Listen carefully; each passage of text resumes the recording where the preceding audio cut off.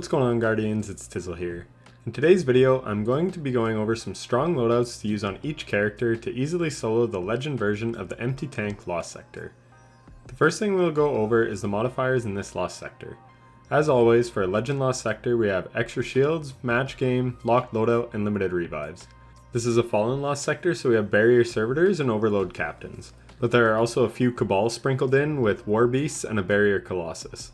The fallen modifier is Arachno, which causes vandals to spawn a web mine at their feet when they are defeated. The destination modifier is Memory of a Lonely Outpost, which increases void and environmental damage. Honestly, this is really not bad here, as the only things that deal void damage are the barrier servitors. For shields, we have arc shields to deal with, and lastly, the burn is solar, which means solar damage both dealt and received is increased by 50%. That is it for the modifiers, so let's take a look at the builds. The first build we will cover today is on the Hunter. For this build, we are on Bottom Tree Gunslinger with the exotic helmet Celestial Nighthawk. We have a full solar Warmind cell build with Wrath of Rasputin, Rage of the Warmind, Burning Cells, Fire Team Medic, and Global Reach. And we have the exotic machine gun Xenophage on for taking out champions and spawning Warmind cells. We also have the Ikelos SMG to spawn cells and to deal with the Overload Captains and Arc Shields. And lastly, we have the Hung Jury Kinetic Scout Rifle for dealing with the Barrier Servitors and the Barrier Colossus. On the class item, we have Double Bomber on to get grenade energy whenever we dodge, as incendiary grenades can also be used to spawn Warmind cells. Lastly, we are running machine gun ammo finders, reserves, and scavengers so that we don't run out of Xenophage ammo. That is it for the build. Let's take a look at the run. There's an Overload Captain to deal with right off the bat, so stun him with your Overload SMG, and then take him out with Xenophage and head into the club area.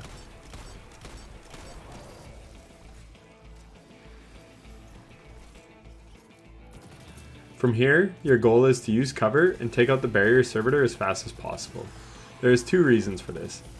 One is because it shields a bunch of enemies so that they are immune, and two, when you kill it with Xenophage, it will spawn a Warmind cell that you can use to clear out basically the entire room. I shoot one cell and then interact with the DJ booth. This will cause more enemies to spawn into the room.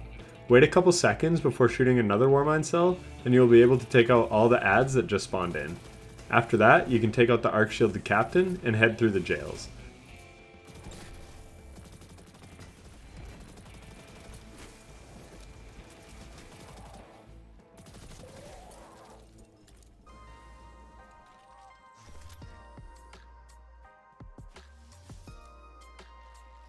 For this part, just avoid the adds until the end, and then when they are grouped up, take them out.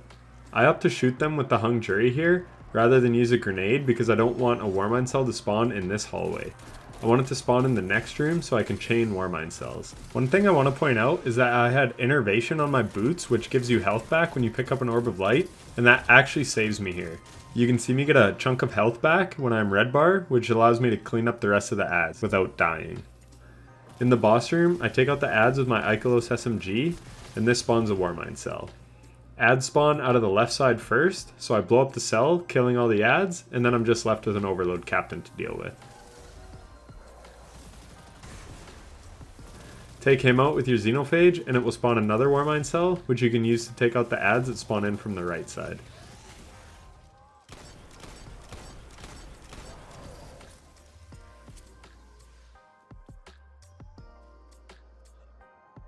When the dogs are down, then just take out the Colossus with your Xenophage to spawn in yet another Warmind cell.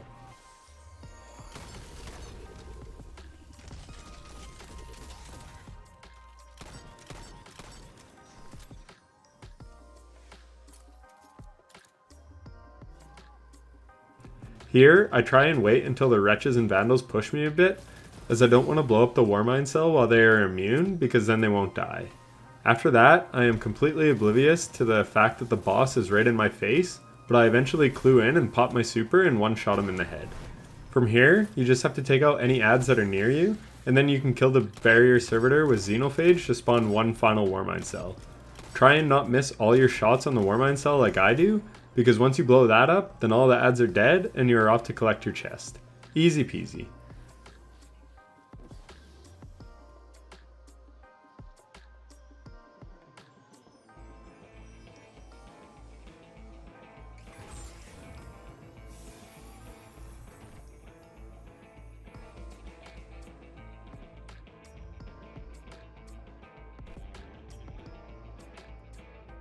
Next we have the Warlock.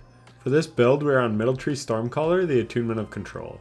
We have on the same Warmind Cell build as the Hunter had, basically all of the Solar Warmind Cell mods. I seriously cannot recommend Warmind Cells here enough, as Fallen tend to duck in and out of cover a lot, and the Vandals try and snipe you from afar. I also have on Double Bomber on my class item so I get grenade energy back when I cast a Rift. For my loadout, I have the 7th Seraph Officer Revolver with Time Payload to easily stun the Overload Captains and for spawning Warmind Cells. I have Ariana's Vow because it is Solar Burn, so it is extra great at dealing with barrier servitors. And finally, I have a Time Lost Hezen Vengeance with Overflow and Lasting Impression.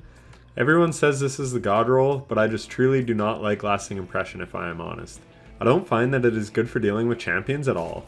Sure, it has good boss DPS, but I would take Vorpal Weapon or Cluster Bomb over Lasting Impression for solo Lost Sectors or Grandmasters. In any case, I also had on Rocket Launcher Finders, Reserves, and Scavengers to make sure I always had rocket ammo on hand.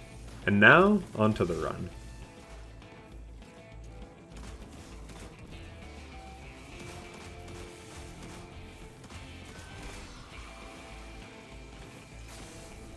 Here, I am trying to take out enough enemies to spawn a Warmind Cell, and once I do not shoot it right away. You want to stun the barrier servitor first, as it will remove its immunity shield from the enemies. You can then shoot the Warmind Cell to take out all the adds, and then finish off the servitor. I get lucky and get him one shot, so I clean him up with the Officer Revolver to spawn in another Warmind Cell.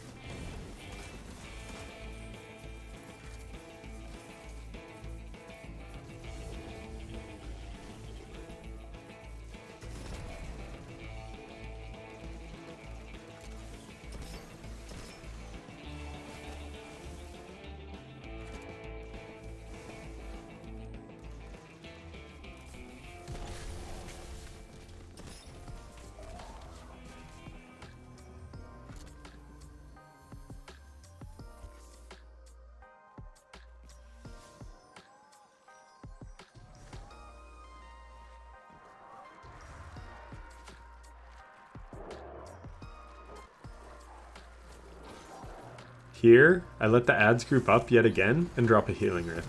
This gives me a burst of grenade energy from Bomber, and I use the grenade to take them out.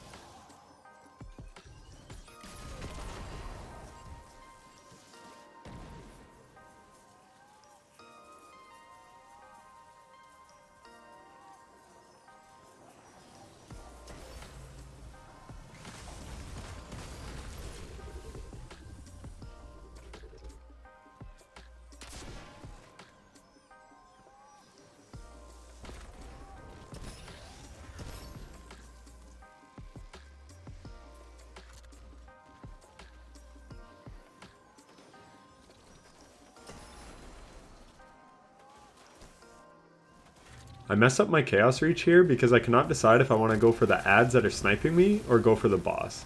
Ideally, I would just stick the boss with a Lasting Impression rocket and then super it, but for whatever reason, I always have a very tough time dealing with Marauders. But I spawn back in, take out the boss, and then take out the final barrier servitor and the adds, and I am done.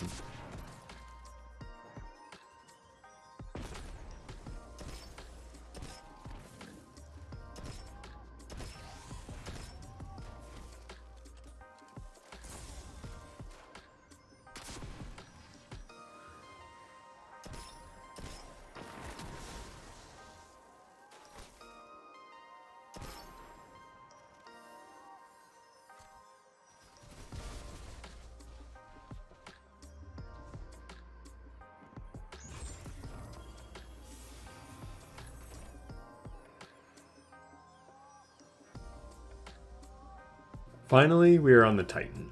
For this build, we are on Bottom Tree Sunbreaker, Code of the Siegebreaker.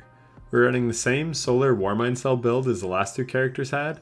We have the 7th Seraph Officer Revolver yet again with Overload Hand Cannon, and we have the Eternal Blazon Arc Scout Rifle with anti-barrier rounds for dealing with the barrier champions and the Arc Shielded Captain. We have the exotic boots Phoenix Cradle to give us a Sun Warrior buff for 10 seconds instead of 5, and we have the exotic linear fusion rifle, the Sleeper Simulant. I used this gun in a run earlier in my Lost Sector series before it got buffed, and this run was after the buff. And the buff is actually noticeable, so that is nice. I also have on linear fusion rifle ammo, finders, reserves, and scavengers so that I do not run out of ammo. Let's check out the run. So the first thing to note is that the Sleeper Simulant, for some reason, does not spawn Warmind cells. I cannot think of a more perfect gun that should be able to spawn Warmind cells than the Sleeper Simulant. It is basically Rasputin in weapon form. It is very disappointing that this gun doesn't spawn Warmind cells, and I hope the Bungie changes this. You can see in the opening room how frustrating the ads are to deal with if you don't kill them all with a Warmind cell. You have to be patient and pick them off one by one. It is tedious and not at all ideal for farming. Later in the run, you can see that when I have Sun Warrior procced, that I hit for over 100,000 damage with one sleeper shot on the Barrier Colossus.